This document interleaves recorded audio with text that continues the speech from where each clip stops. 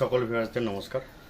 Bengali cooking and ব্লগের পক্ষ থেকে তো আজ আবার একটি ভিডিও নিয়ে হাজির হয়েছি। তো আজকের রেসিপি ক্রিসপি অনিয়ন রিং। তো চলুন ক্রিসপি অনিয়ন রিং কীভাবে বানানো হয় দেখে নেওয়া যাক।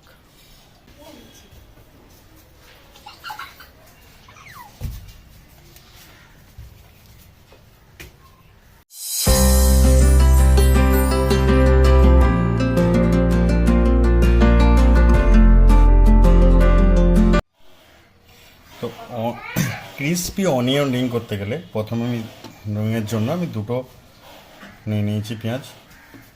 তো এগুলো একটু চড়া চড়া করে কেটে নেব।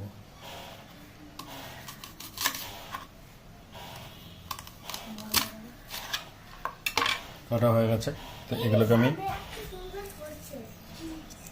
ছাড়িয়ে নেব।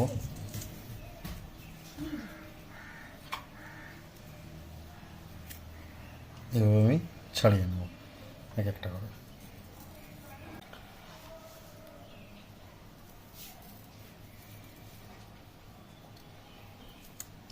ঠিক এইভাবে গোল গোল করে রিংগুলো বের করে নেব।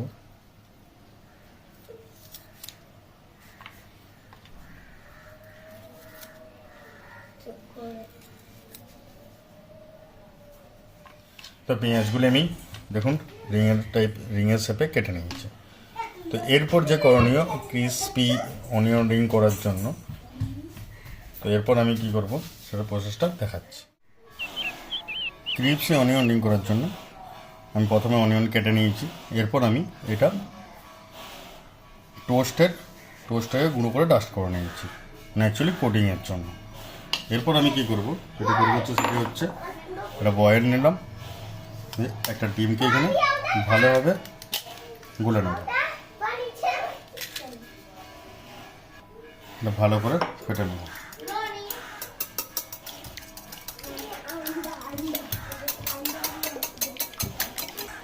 ভালো করে ফেটে নিলাম। এরপর যেটি করব, আর একটি পাত্র নিয়েছি, পরিমাণ মতো বেসন,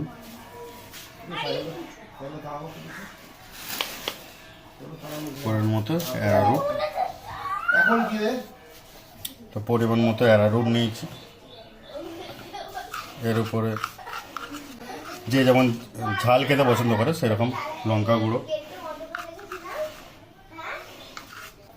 অল্প পরিমাণ ধনে গুঁড়ো, পরিমাণ মতো জিরে গুঁড়ো। এটাকে ভালো করে মিক্স করে নেব।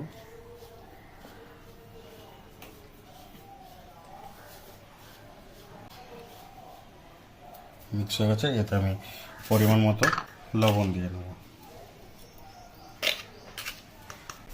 আবার মিক্স করে নেব পুরোপুরি।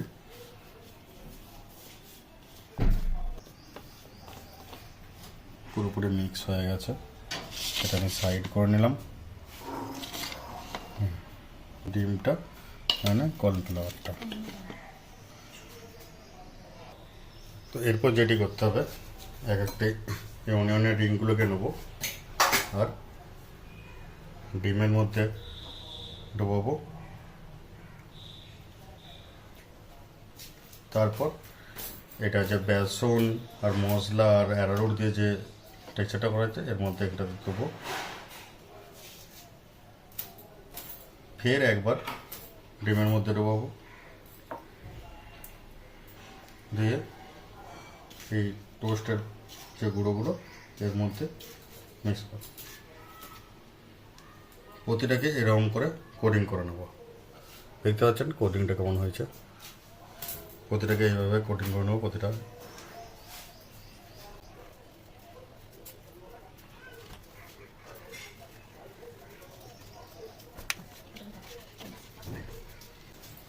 ঠিক আছে, প্রতিটা সেম ভাবে কোটিংটা করে নেব। ক্রিসপি অনিয়ন রিংয়ের জন্য যে অনিয়নটা নিয়েছিলাম সেটা যে কোটিং করে, দেখুন কোটিং করে রেখে দেওয়া হয়েছে।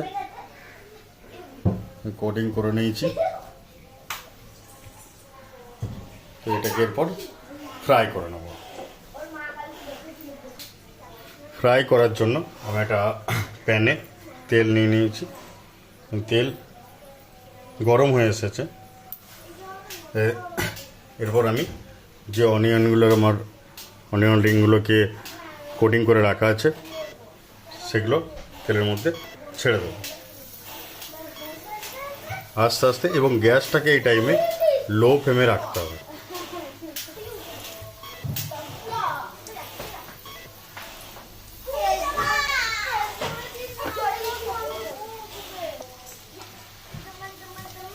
পুরোপুরি ছেড়ে দিচ্ছে এগুলো।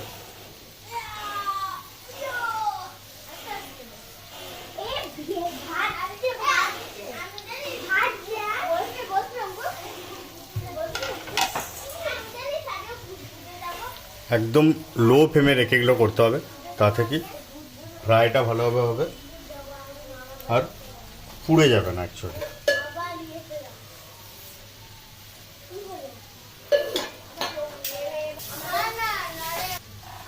এবং এইভাবে ভেজে নিতে হবে। আমি বাকি যেগুলো ছিল সেগুলো এর মধ্যে দিয়ে দিচ্ছি।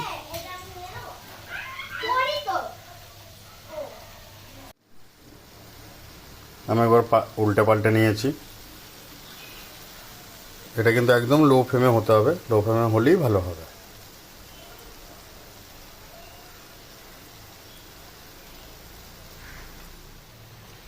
তো আমার ভাজা প্রায় কমপ্লিট। তো চলুন আস্তে আস্তে করে আমি তুলে নিই। দেখুন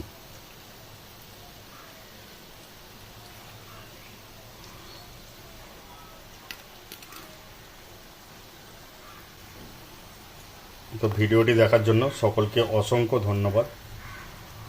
এইরকম আরও ভালো ভালো ভিডিও পাওয়ার জন্য আমার চ্যানেলটিকে সাবস্ক্রাইব করে রাখুন এবং অবশ্যই নোটিফিকেশান আইকন দাবাতে ভুলবেন না।